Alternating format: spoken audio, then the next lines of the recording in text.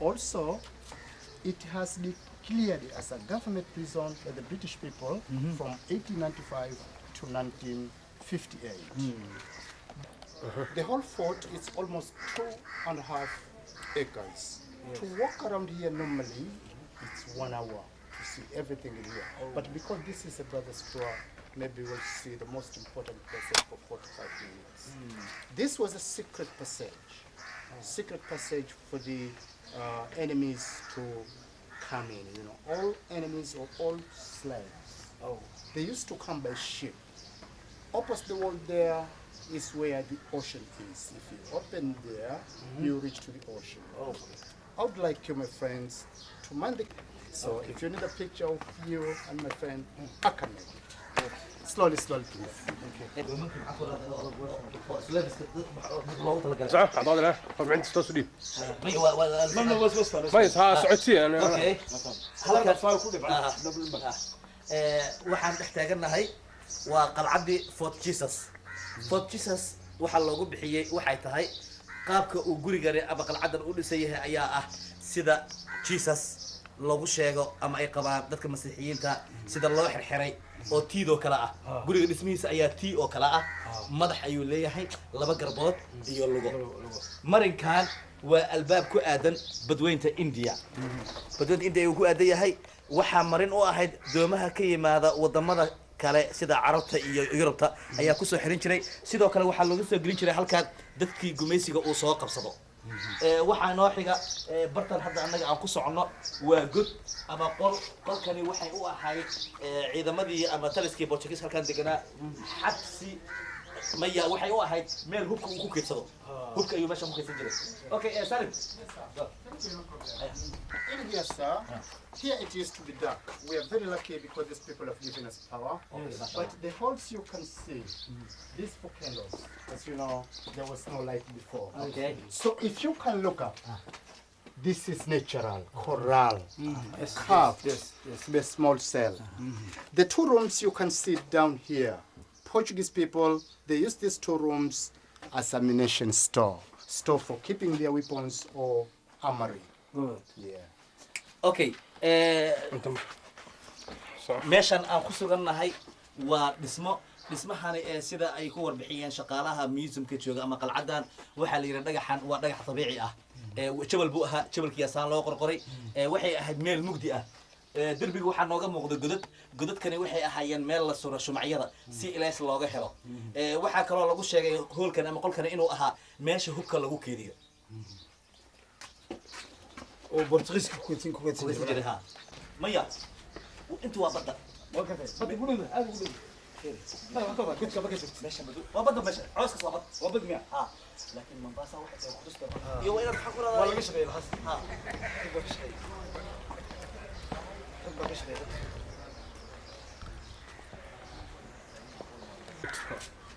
For Jesus, my friends, we are having 3 groups which fought here. Portuguese and Oman, then British. So each group came with its own weapon. The small cannons, these are original Arab cannons. We have the Portuguese ones, the biggest ones. Yes. I'll show you on the other side. We also have the British ones near the new building over there. Yes. Now, all these cannons, they all used to shoot at the same distance. The difference is a big cannonball like the Portuguese one always make a big damage.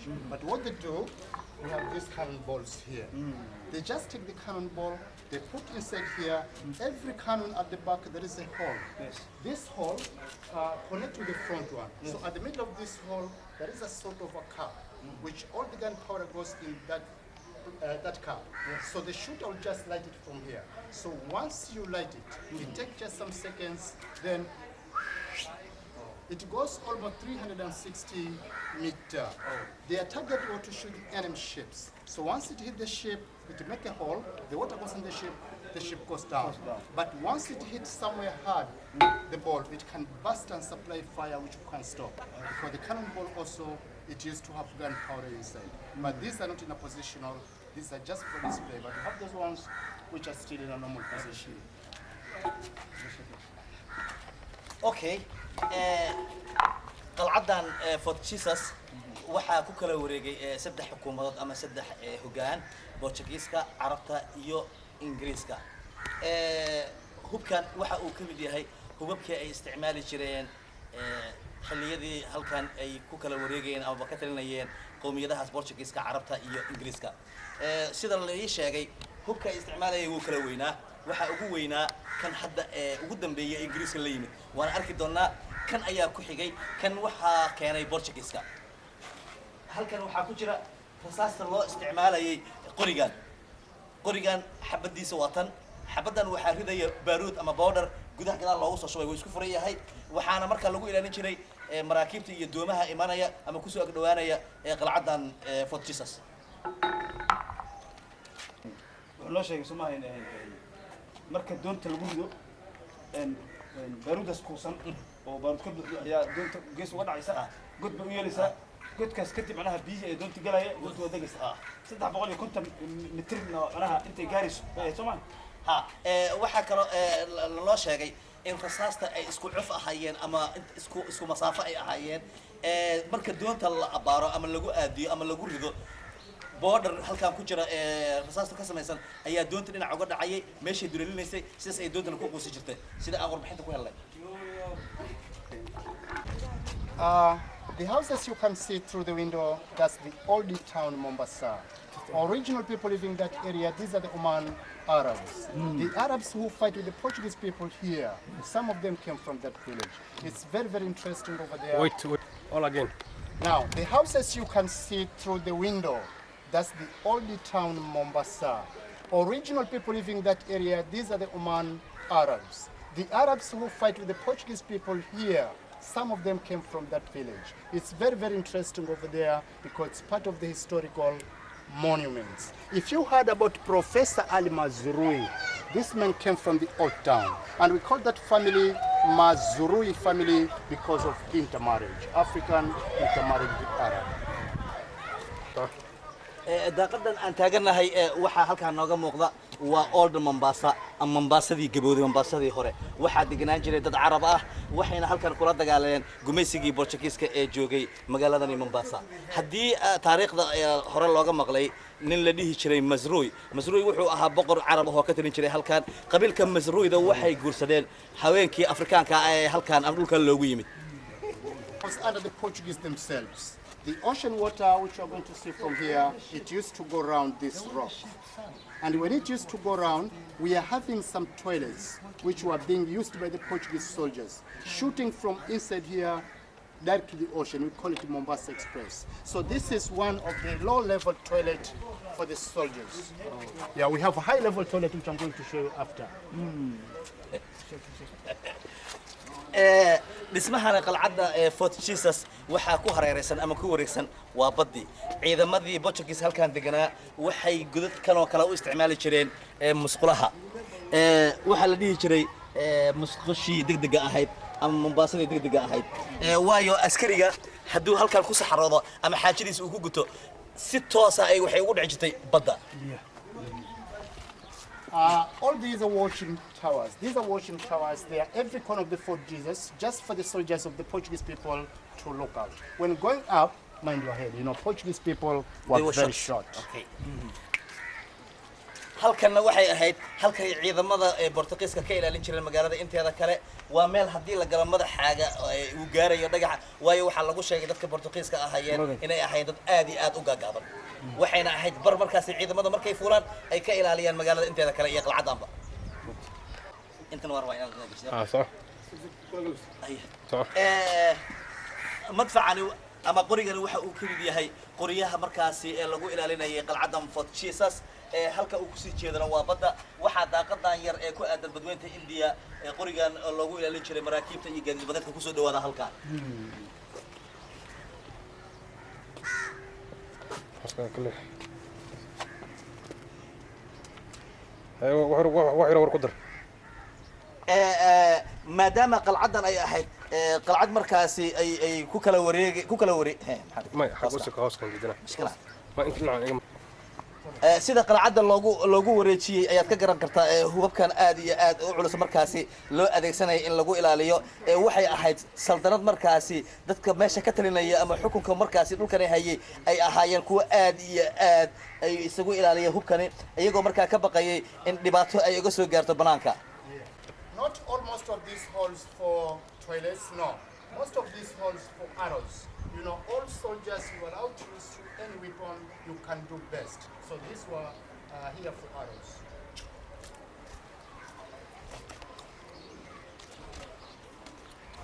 godkan sidoo kale ka muuqda halkan derbiga qalcadda Fort Jesus waa god ma ay ciidamada ay u isticmaali jireen inay ka tuuraan ama ay ka ganaan fallaaraha waxaanay ka mid ahayd qalabkii markaasi lagu ilaalinayay qalcaddan Fort Jesus fallaaraha ay isticmaalayeen ciidamadii Portuguese ee halkan markaasi haystay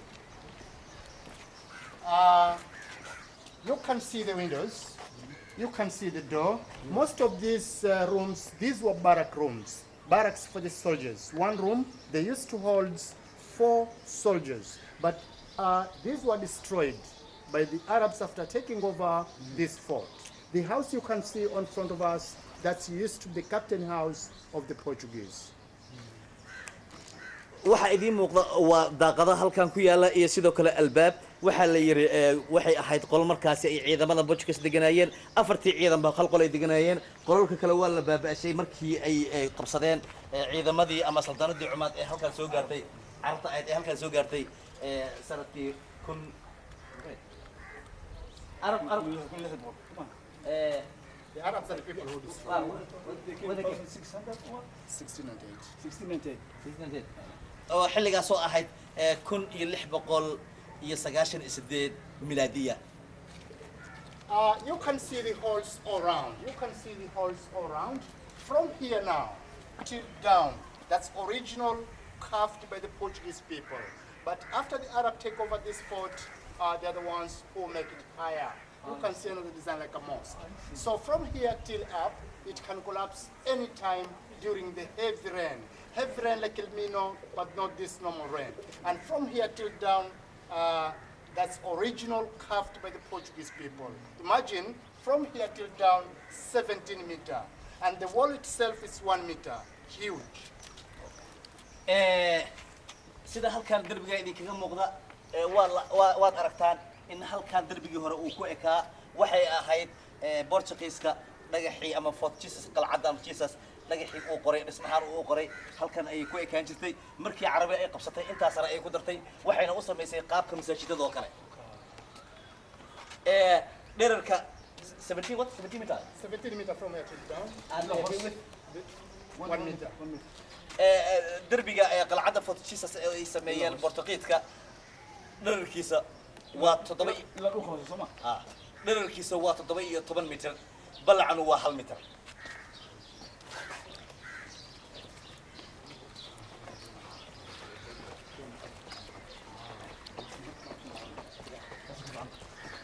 Down here, my friends, down here, this was also passage of the arches or passage of the steps.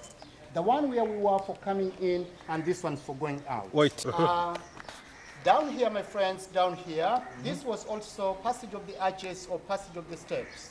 The one where we were for coming in and this one for going out, just to confuse them, not to know the way out or in. Oh. meesha muuqata waa meel markaasi naga hooseysa waa ilkii looga baxayay dhismaha waxaa la yidhi halka looga soo galo dhismaha loogama baxo irid kale ayay markaasi u furneed oo badda kasii aadaysay si aan loo garan manaha meesha lagu soo soo ujeedada ka dambeysa ay ahayd si aan loo garan qofka meesha uu ka soo galay iyo meesha uu ka baxayba. You ahead at the door because Portuguese people were very short but excellent navigators.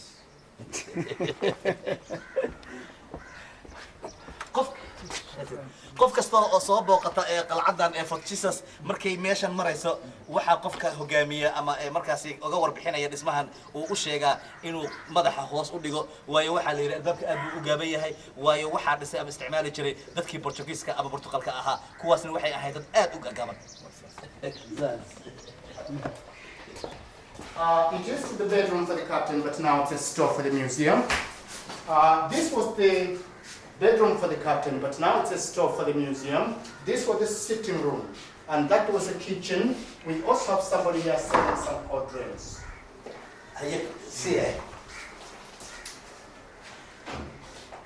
This was the office of captain, is it? Or house? حفيزك وحفيز Office captain Somali. كابتن albaabkani xiran waxa ka dambeeya waa qolkani waxa xafiis u ahaa kabtankii halkan ka talinayay halkana waxay u ahayd fadhigii ama sitting room waxa loo yaqaan daaqada yar ee iminka aad arkaysaana waxay u ahayd jikadii wax loogu karin jiray kabtanka hadda se waxa laga dhigay meel yar oo dadka dalxiisayaasha markay halkaas soo gaaraan ay ka iibsadaan biyaha iyo soodhada iyo waxa ay u baahan yihiin العد وكلش لكن حقوق بعض صعبتين يمين waa way fiican lahayd ها توزين هي صارت يفك كل one cold one كل فريج كده Now, سالك جوا اوكي شغلو waxaa tiri maadaama ay ciidan kulushahay xilli kulana aanu basar nimid waxaa nagu waajiba maadaama dalxiisayaasha aan ka mid nahay sidoo kalena aan jecel lahay inaan taariikh ka reebno qalcadan Fort Jesus inaan qaadana cabitaan Soomaali كل مرة دي خلاص استعمال كده أيوة هنجي ماشي وحنا كعبان أنا ولا ما أنت عن جولين استعمال بترجع عبان وكل علاوية si taariikhda bal noogu gashaa وأساسي انا maxaa ii qaadaysaan markada ku asaseen وهي على أيضا حتى أيه كوكولا هذا من وحنا قصبة وحتى waxaan hoos waa juice ya laakiin والله لين يا عم بس ما kan waa orange لين ما يعرفش يقول okay ورد لا تدري ليلي am Fanta هذه محبة cooked ay فرصة الشق ka warbix soo warka wata joojin sida arkaysaan dadkan sida arkaysaan ajaanib badan ama dalxiisyaal badan oo ka yimaada caalamka qaaradaha kala duwan sida Europe, Australia iyo bariga Asia ba ayaa halkan usoo dalxiis taga waxa ku muuqato waa dad cadaan ah markaasi halkan u yimid inay usoo daawadaan qalcadda Fort Jesus. qalcadda Fort Jesus waxay tahay meelaha aadka ay u xiiseeyaan dalxiisayaasha soo gaara gobolkan xeebta guud ahaan gobolkan xeebta magaalada Mombasa waa meesha kaliya bariga Afrika marka laga reebo Soomaaliya ay dadka dunida ku nool ay usoo dalxiis iyo daawasho yimaadaan. okay. Now, the whole Mombasa, my friends, it's an island surrounded by water. So that's the mainland. If you want to go to that side, you have to cross near the bridge or by swimming. Yes.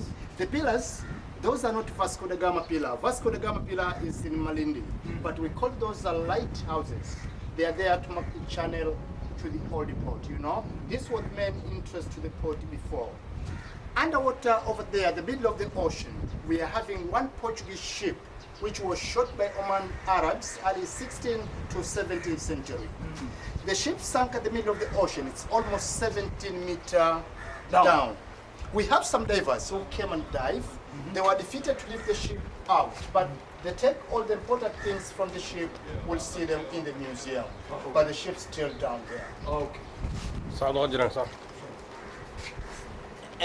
sida aan la wada socotaan Mombasa waxaa ku hareeraysan bad badan Mombasa waxa ay tahay qoori loo soo jeexay laga soo jeexay badweynta India dhankaas kale ee magaalada waxa la yiraahdaa xaafadda Snyali tiirarka idin muuqda ma aha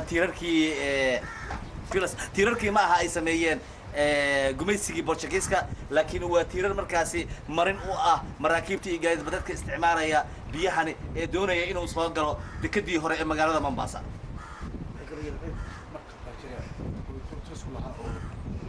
maanta ay oo dhulka ku jira 17 mitir inta kale ilaa soo saaro damay laakiin aad qalabka ku jira markabka wala soo saaro markii uu qosay muusimka yaala wala ku jira steam carabta yeeshay Portuguese baa meeshaas ee taalada yar idinkaga muuqata meesha ku aadan ee biyaha dhexdiisa waxaa ku jira markab ay lahayd gumaysigii Portugiiska waxaa markabkaasi duleeliyay carabtii halkan markaasi qabsatay wax carabtii Cumaan ee halkan qabsatay waxaa la sheegay in markabka burburkiisa wali uu biyaha ku dhex jiro balse qalabkiisa ran laga soo bixiyay waxaanu ka arki doonaa meesha la dhigo alaabta antikada ama hidaayad sida la sheegayna 17 mitir ayuu hoos ugu jiraa markabkaasi ay duqeeyeen amaba ay quusiyeen ciidamadii carabta ama Cumaan ka socotay Mombasa waxaa la yiraahdaa Mombasa Island micnaheedu waxay tahay waa Mombaasadii xeebta ahayd Mombasa waxaa ku hareeraysan bad badana ma aha bad sideedii hore ay baduna ma aha bad dabiici ah balse waa qoori la jeexay oo Mombasa lagu soo wareejiyay tiirarka idin muuqda ma ahan tiirar ay dhiseen ciidamadii Portugiiska ahaa waa tiirar marin u ah maraakiibta ama gaadiidka badda ee doonaya inuu soo galo gudaha Mombasa isla markaana uu ku xirto dekadii hore ee Mombasa sidoo kale taaladaas idin muuqata oo cad meesha ku aadan ee badda kaga aadan tahay waxaa ku jira markab ay duqeeyeen ciidamadii carabta markabkaasi waxaa lahaa Portuguese waxaa la sheegay in 17 mitir uu hoos ugu jiro markabka waa la awoodi waa in dib loo soo bixiyo ama laga soo saaro biyaha balse qalabkii sarna ayaa waxaa la dhigay meesha lagu daawado alaabta museumka ama antikada ama hidaha iyo dhaqanka ama wixii hore qadiimiga ahaa la dhigo qalcadda Mombasa Fort Jesus. Now, when this fort was a prison under the British colony, before the prison here shifted to the northern side, Shimla Tewa, that house over there, it used to be the kitchen for the prisoners, but now it's a gift shop for the museum. Okay, halkani markii ay ciidamadii gumaysiga Ingiriiska ay ka dhigteen xabsi ayaa halkani waxay meesha lagu xiro halkaasina waxay ay xabsiyadii waa intaan loo wareejin xabsiga weyn ee magaalada ku yaalo ee Shimalatewa hadda se meeshaasi waxa laga dhigay meel ay dalxiisayaashu ka iibsadaan waxyaabaha giftiga ama hadiyadaha markaasi ay doonayaan inay asxaabahooda iyo ehelooda ka soo tagay ay gaarsiiyaan ama u geeyaan. Now, the two plants you can see on front of us, the name of the plants, they are called cycads or cicads. The first record of those plants, they says the seeds can exist over 200 million years, but the plants are 300 years old. So let's see the plants. That is a Portuguese canon. Imagine it's long and huge. The medium one is a British, and the small ones are Arab. But they all shoot 360. sidaan hore bay idinku soo sheegay hubkani waa hubkii uu isticmaali jiray gumaysigii Portugiiska waa uu ka weyn yahay hubkii ay Carabtu isticmaalaysay kan Portugiiska isna waxa ka weyn hubkii Ingiriiska uu la yimid balse masaafada ama fogaanta hubka rasaasta laga rabo uu gaaro gudgood way ka wada sinaayeen oo masaafo qore ay wada gaarayeen. My friends, these plants are very, very magic because now, these plants, my friends, these plants are very, very magic because if you plant one seed, you get two plants. And right now, the way out there, if you want to kill them all at once, come with the panga, cut that one flat. And the other one won't finish 2 days to be also died because this type of plants, they mix at the roots. This is all one thing, imagine. The difference is these are male and female. The right one is the mama and the left one is the papa. The mama is the one produces the fruit. Normally, it produces a very huge fruit like pineapple at the middle. The fruit is eatable. It tastes like cashew nuts. You can't cut a branch like a cassava plant. You can't grow. But you take one seed you plant, automatically you get both. These are the main fruits which were used by the Portuguese people. They are not common. You can't find the fruit at the market, but you find these plants within Mombasa because this type of fruits were dropped by the Portuguese people. For those who want to read, can start with the two plants.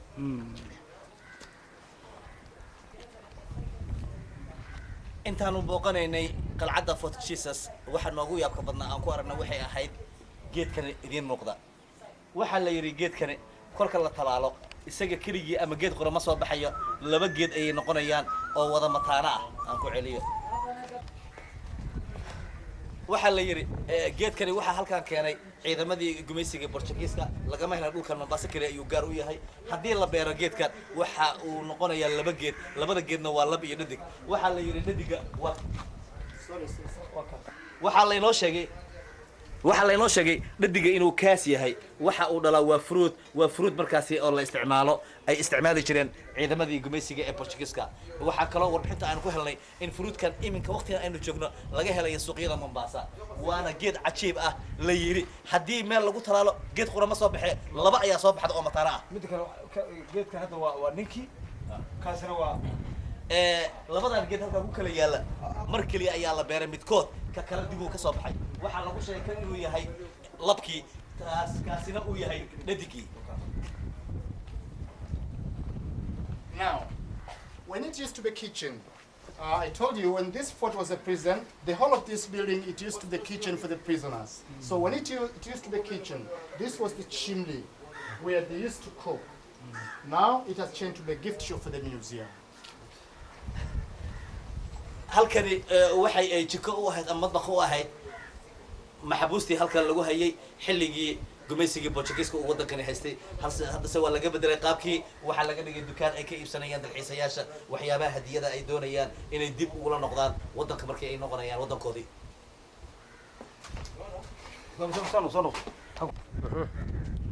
Down here, my friends, this is another place where the Portuguese wall paintings were being hidden here.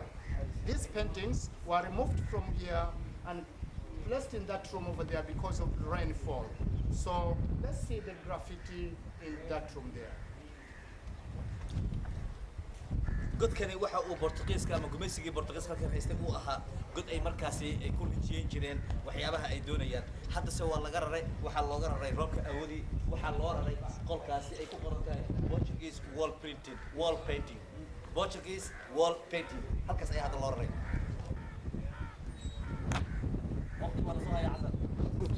The doors you can see on front of us, this type of wood came from Lamu. But the design you can see, Arabic design, these are expert people from Zanzibar, you know. Majority of people in Zanzibar, they are good in carving. That is not a machine, just a hand carving. We call them Swahili doors. albaabka idin muuqda iyo albaabkan kale oo albaabada laga isticmaalo gobolkan xeebta gaar ahaan magaalada Lamu albaabka waxa uu ka yimid magaalada Zanzibar oo ku taala wadankaasi Tanzania albaabkan ma sameyn warshad gacan ayaa lagu sameeyay dadka farsamayaqaanada gacmaha wax ku sameeya ayaa sida u xarnay qorqoray ka dhigay albaab aad u qurux badan albaabka oo marka waxa leeyahay Soomaaliya farsamada heesiisa baartooda Carabaha ay macnaha asalaan ها كبرتين ها وحي كسو من كوريان عربت وايو دقن كان waxa yaqaana carabta iyo waxa laga yaqaana Aasiada. Let's see the Portuguese wall paintings down here. The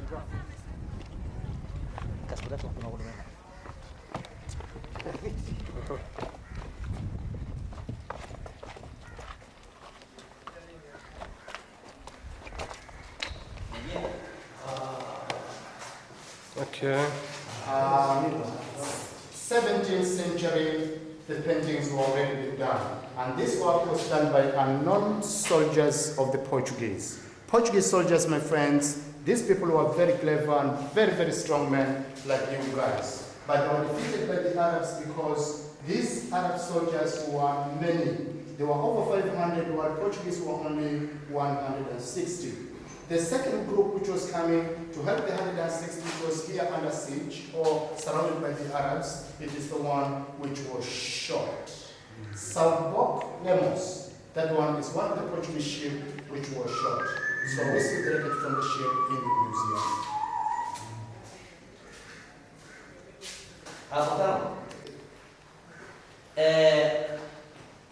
sida aan idinku warbixiyay halkani waa markii labaad ee Portugiiska uu soo wareegay inuu ku rijiyo ama artist ama uu ku sameeyo sawir gacmeed ka dambiga ku xakan waxa la sameeyay qarnigii 17aad sawirka dambiga kaga muuqda waxa ku yaal maraakiibtii markasta isticmaali jireen ciidamada gumaysiga ee Portugiiska Salvador Lemos waxa uu kamid ahaa mid kamid ah maraakiibta isticmaalaya waa markabka lagu quusiyay badweynta Hindiya ee dhinaca ku haysa qalcadda Fort Jesus.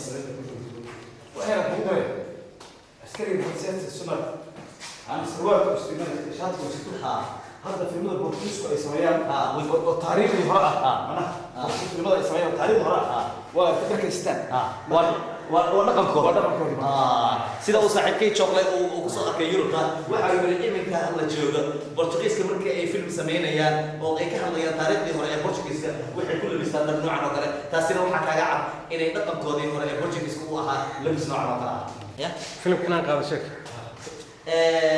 هذا إلهي مهدي صاحبك حسن حمري أي فيلم كان أما دوكيومنتري كان نوغد ديارنا يا قلعة الفورتشيسس مجال مباسا These are coral stones or grinding stones. You know, the locals were having no machine, so they were using these coral stones to grind their meal. So these are grinding stones. wait إيه نين أنك إنجليش dhagxaantani waa dhagxaan isdul saaran xilliyadii gumeysiyada halkan ay joogeen lama isticmaali jirin warshad lagu riiqo badarka galeyda iyo sidoo kaleba waxa uu ahaa dhagax markaasi la dhex dhigo geed tiirtan oo kala ah dhexda ayaa laga suraa waxaa lagu wareejin jiray inta badarka gudaha loogu shubo si loogu riiqo markaasi looga dhigto cunno ay cuni karaan ama ay ku karsadaan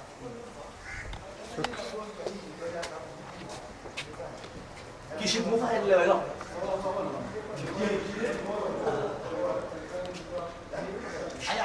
هاسك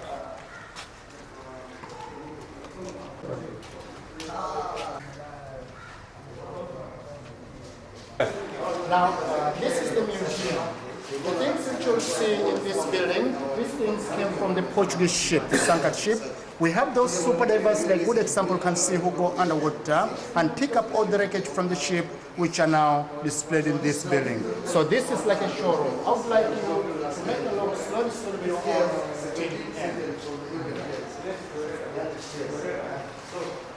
صورك waxa uu ka turjumayaa ciidamada gumeysiga ee Portugal ee markaasi halkan ay qalcada fadhiisan jiray waxay ahaayeen badquusayaashii ciidamada gumeysiga ee Portugiiska waxaana lagu soo waramayaa waxaana warbixintu ay sheegaysaa in halkan loo keenay museumka in dalxiisayaasha ay ku dawadaan مراكبتي مركب ماشي كل سوق ده هذا في ماشي سوق ده نجي سوق ده من هون هو waxa meesha yaalla oo ay sida warbixinta ay nagu soo gaartayna ninkani waxa uu kamid ahaa dadkii deegaanka xilligii markabkii Portugiiska lagu guursanayay badweynta Hindiya ee ku dhow qalcadda Portugiiska waxa loo diray dad adeegayaal ah ka soo saara qalabkii markabka saarnaa ninkani waxa uu kamid ahaa dadkii loo diray hawshaas ee qalabka markabka soo daabulayay sidoo kale qalabka idiin muuqda ayana waxay kamid ahaayeen qalabkii dul saarnaa markabkii Portugiiska lahaa ee lagu guursiyay halkan شغلة ما دام إن مدة وحن آذن أرق هذا كعصبتها ما حكى لي لا أرقت أنا محيس قلتها والله بحول بأدوك تاريخ ليه وأنا بقول قانت هاي بدول بابا نرشوا ده تاريخ ده معناها وهي دعيت وهراء إلا أروميو وعن قوى معناها أنا قلت وده كان تاريخ ليه وهذا سيد القدوس وكلا مباسع الكل دني ويبقى هذا تاريخ لو قال له وتاريخ اللي وصل صار معناته إن المجال الجون تاريخ اللي واحد يكون سمع مركب وحول بكل النقطة هاي أنا أصحابتي هذا ما دورسنا نميت تاريخ مجال مباسع أبو قادر الجيلاني ما دام صحفي كنول المجال هذا حبيت منباسة أنت كنول منباسة ما كبورس ماشي على سواق شاء أما وراء أوتوميت ما دام إمك ديجاني مجالات منباسة إسلام كان حرمت عكش قيم مجالات كتالله حرمتني قلعة فوتشيس وصوب مقدمر ولبا ما أنت يوكله مناسبة نوعا وكله بركة صاحبك شغله ويجي من مجالات يجي من صوب مقدم وحولك أي نقطة إن جيو ميلها الوطن الحس نجوا ميلها تاريخ دخولها أو قدر كنيكية كرعان منباسة يقدر لو كه بركة في منباسة إنه ماشي كلية اللي هي مدة الحس هاد لقنا هلا وحياة بدن أيدتكم أنا هرا ومغلي شري أما بقى أي نقول وصوت عجلة أنا سير لايف أما ستة صور أركن بركة شغله صاحبك ما وحول نصيب كل شيء أخاص واحد وغير جلسي وحمرك كوي ولا المدة سوالف شيء جاية إن ممكن نفتح تاريخ ليه هاي سفيع ومرك السلاح سكر الله بار الله راديو اللي بوستقيس كان كيمي أنا جوا نويمي عاديات إن عرفتي رحمن كان تبي أنا جوا نوتبي talyaaniga waa noo yimid Aad iyo aad. ingiriiska waa noo yimid marka taariikhda way ka tegeen soo maaha marka waxaa leedahay taariikhdana way keedsan tahay laakiin waxay u baahan tahay in la soo bandhigo soo bandhigo aad iyo aad meesha waxaa lagu tilmaamay inay tahay xaruntii sicid barqash ma deegaanay u ahayd ama fadhi fariisin markaas u yimaado u samaystay boqorka Saciid Barqash u talin jiray xeebaha ku taadsan badweynta India gaar ahaan geeska Afrika laga soo bilaabo Zanzibar oo ku taala dadweynaha Tanzania ilaa ay laga geeyo Seylac oo ku taala waddanka Soomaaliya waxay ahayd meesha looga taliyo Saciid Barqash halkan waxay u ahaan jirtay meel xafiis u ah isla markaana uu ka arrimiyo maadaama ay u dhaxaysay Zanzibar iyo Soomaaliya sida aan ognahay muqdisho waxaa ku taala xarun lagu tilmaamay xarunta sicid barqash tan muqdishona maxay ahaydna Saciid Barqash maadaama isagu uu ahaa ninka ugu weyn ee gobolka u taliyo waxaa jiray dad ka hooseeya arrimo fuliyaal u ah meesha muqdisho ku taala ee la yiraahdo Saciid Barqash kuna dhigan dhismaha Curuba Hotel waxay ahayd ninka wakiilka u ah Soomaaliya Saciid Barqash xafiiska ku lahaa calaamad gaar oo lagu garto calaamadaha sicid barqash ma jiraan meelaha Saciid Barqash markaasi xarumaha bulshada u ahayd waxaa lagu garanayaa waxaa horiyaal hubabkii hore sida liidadka diyaaradaha sida gantaalada iyo waxyaabaha loo yaqaan madfaca iyo kalooniga iyo dhismayaasha carabta oo sida xamar weyn oo kale saawa loo taqaana saruusiga u sii dhisma cabeedka dhan cabad waxaa moodaa calaamadihii islaamka inay leeyihiin sida masaajidada oo kale joogle maadaama aad tahay fanaan asxaabtaada Yurub jirto fanaaniinta waddanka meel kasta ka joogan maxaa kula talin lahayd horta su'aashaas inaad hadda anoo meeshaan joogay weyn sameeyo waxay fiican anoo muqdisho taagay inaad weydiiso oo waxaan oran lahaa dalkeena ku soo noqda waddankeena dhisa dad buu u baahan yahay farsamo u baahan yahay cilmi u baahan yahay marka waxaan rajaynayaa kulligiin inaad waddankeena ku soo noqotaan oo waddankeena wax ka dhistaan waa santa Yes, sir. I see. Bryce ya joogle ka warbix kan Omari ay Omari nani hadu hadu ku sana masana nani hakuna waswasi hadu ku sana British or These are original British cannons. They are from Scottish. We call them Caron ones. ah Yeah, we have the Portuguese ones on there. wa kuwa bisay Yeah, the small ones are Arab. aha Yeah, but these So are this is British. British. Yeah, this ahan ya kanonigan waxa weeye waa kanoni ingiriis sameeyey taariikhda ku mina jua kuna kuwanga kila wakati kwa kwa Omari UB40 kwa sababu kuna yote Portugiiska na bwana ndio lakini Omari alikuwa ni mtu wangu ya misho sasa utalifanyia ngapi waa ingiriis haye kanonigan marka kanoni 1990 la sameeyey kuwa sii jeedana waxa waa Portugiiski kuwa yar yar oo nooc kala waa intaas u sheeg madfacan ujeedadu waxa uu ka mid yahay madaaficdii ama hubkii ay isticmaali jireen ciidamadii Ingiriiska 1809 ayaa la sameeyay waa madfac jira iminka hadii loo baahdo la helo rasaastiisa waa la isticmaali karaa kuwa kale xagga yaalana waa madaaficda ay isticmaali jireen carabta weli waxaan leedahay madfaca waa shaqeynaya wuu shaqeynayaa madfacan hadii maanta loo helo rasaastiisa go ahead saca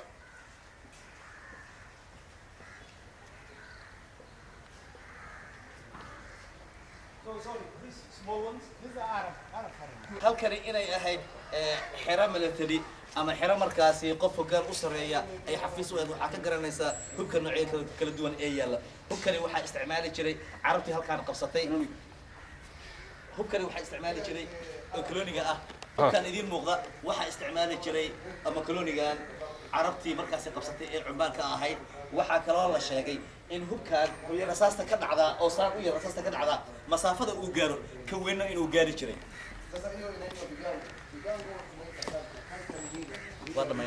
okay kana noo dhimay ceelkii waxa noo Now, the broken building you can wait see, the broken building you can see down here. This one was the chapel, the church. You know, Portuguese were Roman Catholic. They were Christians. So Again, Danny. this was their church. Yeah, but when it gets destroyed, the Arabs after taking over this fort, they built their own mosque. dhismaha lakabiyada ka muuqda waxa ciidankii gumaysiga ee Portugiiska ay u ahayd meel macbad ama kaniisad ay ku caabudi jireen markaasi ilaahooda xilligii ay qabsadeen carabi way burburisay walow ay ku reebtay inta yar si ay xasuus u noqoto waxaanay sameeyeen wax ka fiican masaajidkaas idin muuqda ay carabi halkan ka dhistay bedelkii kaniisada halkan Portugiiska u ooli jiray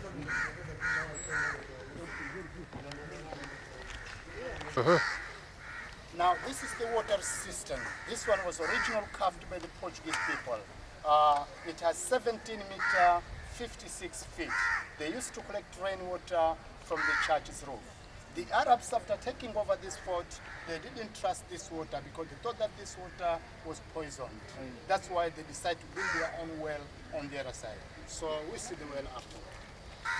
meeshani waxay ahayd meel ciidamadii gumaysiga Boortaqiiska uu ku kaadsado biyo biyahaasina waxay ka soo dhici jireen kaniisadii halkan ku tiilay oo ay markaasi wax ku caabudi jireen Boortaqiiska biyaha ka soo dhaca ayaa halkan ay ku kaydsan jireen waxaana lagu sheegay 17 mitir iyo waxaan lagu sheegay 17 mitir iyo 56 feet inuu ahaa cabirkiisa balse markii Boortaqiiska laga adkaaday ay ogaadeen inay ku jabeen way sumeeyeen biyaha halkan ku kaydsanaa Arabina way ka maarantay ceel kale ay gadaashiisa ka qoteen. All these were barrack rooms. I told you, barracks for the soldiers. One room, they used to hold 4 soldiers, but these were just destroyed. halkani meeshan dhismaha burbursanna idin muuqata hadda ka soo muuqda haraaga dhismahan idin muuqda waxa ay ahayd ciidamada Boortaqiiska meel markaas guryo u ah qolkiiba waxa saxan jirtay ama deganaa 4 ciidan ka tirsanay ciidamadaasi Boortaqiiska hadda soo wala baabiyay. The well, this one was originally carved by the Arabs, 76 feet, 23 meter down. This is water from underground, and you see water from underground, the more you use, the more it comes more. There is a period that these people are not using, that's why you can see it has gone very, very far. But before it used to be nearby. You can see now the museum are using a pump, pumping this water to the toilets. Oh. Okay. ceelkani waxaa qoday Carabtii halkan qabsatay ee Cumaan. ceelka dhererkiisa waxaa lagu sheegay 76 feet balaciina 23 mitir.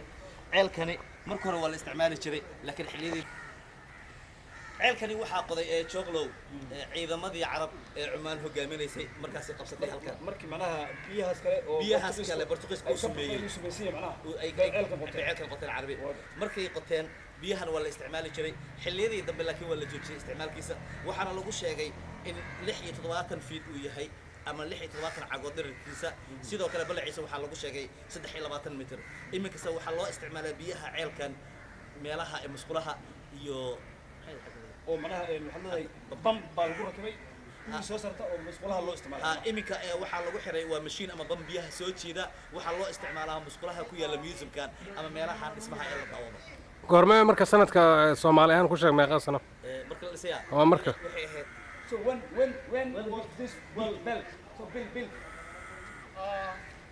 That one was built 1698.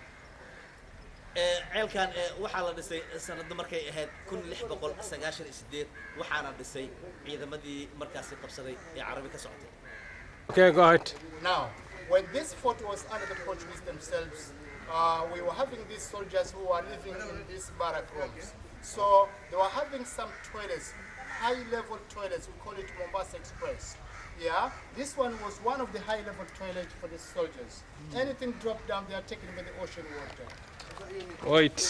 museumkan ama madxafkan ama meesha la yiraahdo qalcadan Boortaqiiska Mombasa ku taala waxyaabaha ugu yaabka badan ee aan rabo maanta inaan ka tuso waxay tahay godkani ku muuqda godkani waa god markaasi hadda meesha waxay kaaga muuqataa in god iska caadi tahay ha meeshana waxay ahayd qolalkii ay deganaayeen ciidamada markay u baahdaan xaajo ama mas'uul halkan ay imaan jireen sidaan ay ugu fariisan jireen halkan ay xaajadooda ku dhamaysan jireen ku saxaroo jireen markay ku saxaroodaan saxarada ama wasaqka ka soo baxa waxay ku dhici jireen badda ama biyaha hoose badda ayaa hoos maraysa Joglow bal adna isku tijaabi bal sida yeeli jireen ciidan wallahi waa ajaa'ib ha macnaha meesha ay la soo doonteen macnaha dhisida museumka ha iyo sida musqusha ugu aadiyeen badda ugu aadiyeen taas ajaa'ib wayna xibir ka waran ilaahay amarkii maanta waxaad asalka dhigtay qarnigii 17aad ka hor dhisma la dhisay aad waa taariikh weyn aad waa taariikh. Now, here we have the skeleton, my friends. A Portuguese soldier, and he was shot on his head by the Arab soldiers during the war. After that, he was buried here. We also know very well this is a Portuguese man because of the direction buried. If it could be Arab soldier, the head could facing to Mecca. yes Also, my friends, this person seems to be a special man for the Portuguese because during the war, many people were dead, and many of them, they were just thrown in the water. Some were buried outside the fort and not inside here. So the only person buried inside the fort, he seems to be a special man for the Portuguese, maybe a captain or a priest, because he was buried near the tree. Oh. sanduuqani ama muraayadan dhexdeeda waxaa idinkaga muuqda waa qolfoof qof bini aadam ah waxaa lagu sheegay halkani in lagu duugay kabtankii markabka Portugiiska waday kadib markii ay toogteen ciidamo ka socday wadamada Carabta ama Cumaan ee halkan soo gaaray waxaa la yiri ninkani wuxuu ahaa kabtan Portugiis ah waxaana cadeynaya hadduu muslim ahaan lahaa ama carab ahaan lahaa waxaa la yiri waxaa loo jeedin lahaa wajigiisa dhinaca qiblada maadaama dhabar loo sexshay gacmihiisana la isa saaray taasi meesha waxaa daliil ka ah inuu ninkani ahaa nin Kristaan ah sidoo kale waxaa lagu aasay ninkani meel u dhow kaniisada taasina cadeyn kale waxay u noqonaysaa inuu ahaa qof ka soo jeeday diinta masiixiga ama Kristaanka ama taliya ah kulli ha ninka halkan lagu aasayna waxaa lagu sheegay inuu ahaa nin qiimo kule markaasi ciidamadii Portuguese ee halkan joogay maadaama loo soo dhaweeyay kaniisada halkii ku tiri magaciisa ma xasuusan karaa magaciisa maxay وجود waa qolfoftiisa ya اه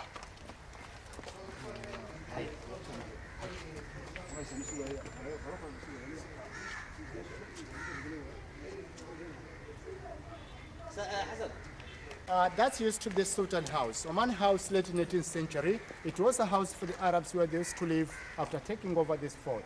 But the balcony has fallen down, so it's now under renovation. We can't go there. halkaasi waa Oman House ama waa guriga Cumaaniyiinta waxaan ay dhisteen dhamaadkii qarnigii 18aad iminka se waxa ku socota dayactir oo ma ahan meel la isticmaalayo ama hadda lagu dhaqmayo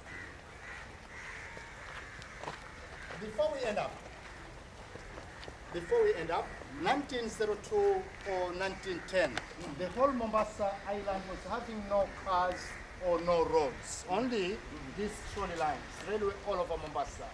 So when it used to be like that, that one was a Mercedes-Benz, the green one. Mercedes-Benz during that period for the big bosses to travel.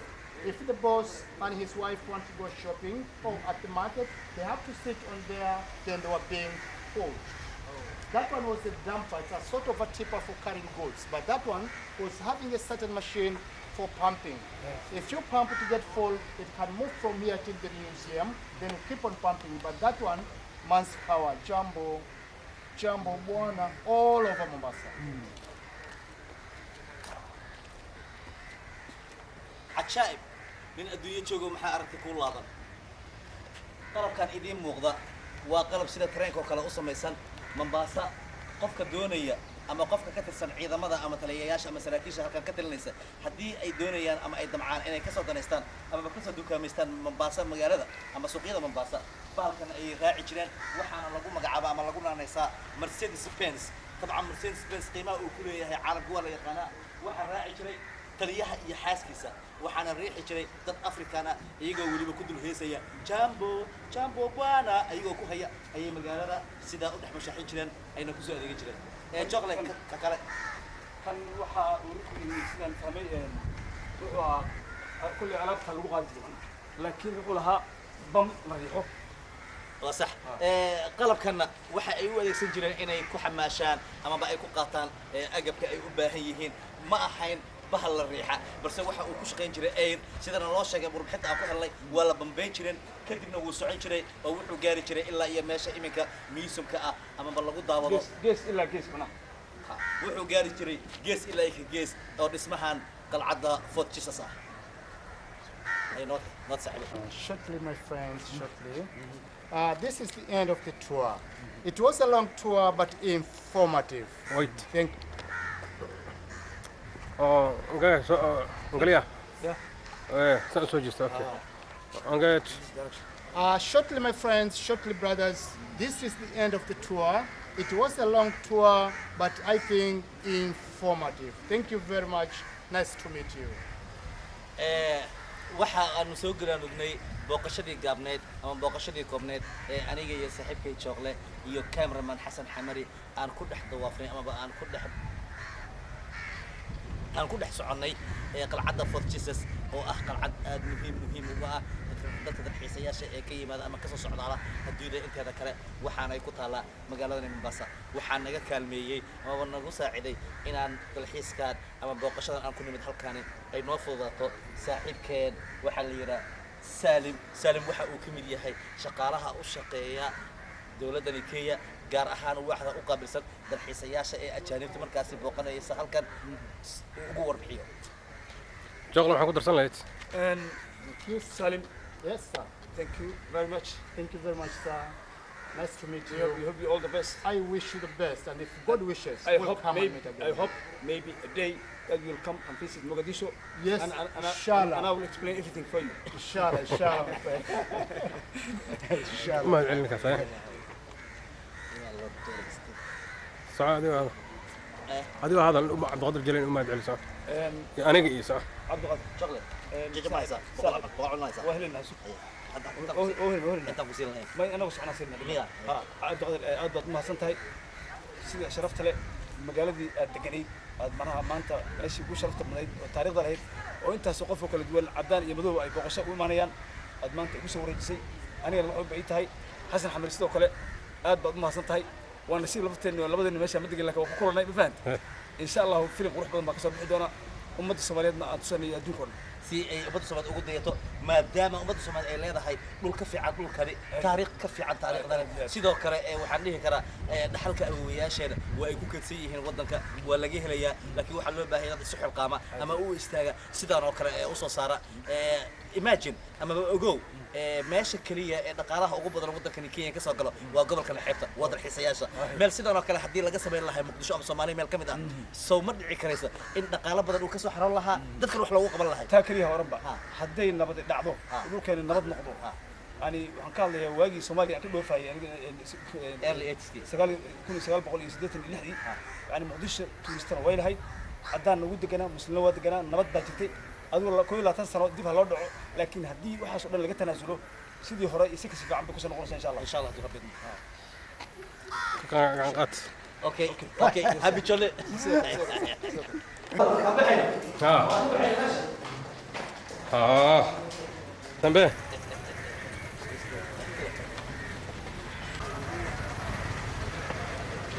إذا حصل فوق ولا حصل سكرين ها انت قول لي هذا اللي اقول اذا كله اقول لحظه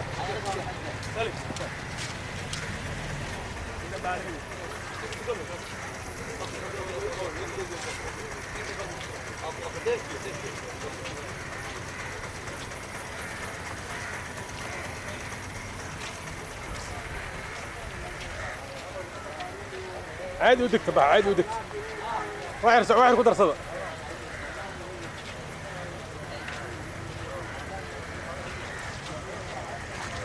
iska soo laabta marka jooqle iska soo laabta